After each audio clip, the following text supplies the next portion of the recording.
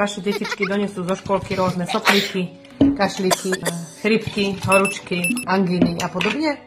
3 týždne dozadu Viliamko tiež začal kašľať a sopliť a hneď nasadili samozrejme vyššie dávky zelenáčov a za nejaké 2 dní už to bolo oveľa lepšie, ale nebol úplne fit, tak som ho nechala doma a keďže som s ním bola takmer celú dobu, tak čo sa stalo a keďže som bola tiež unavená, lebo som riešila 1000 vecí, domácich, pracovných, dieťa, fungovanie rodiny a tak ďalej, tak som samozrejme čo?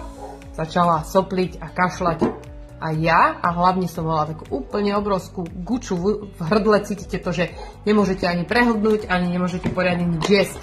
Sa rozhodla, že si nasadím antibiotické dávky zelených potravín, zjedla som hneď ten prvý deň, keď som cítila tú guču a keď som cítila, že niečo na mňa lezie a že mi není dobre, tak som si nasadila asi 150 chlorel denne. Vždy, keď som mohla, tak som si proste dávala chlorelu a asi 5-6 krát za deň jačmeň. Sú to antibiotické dávky zelených potravín.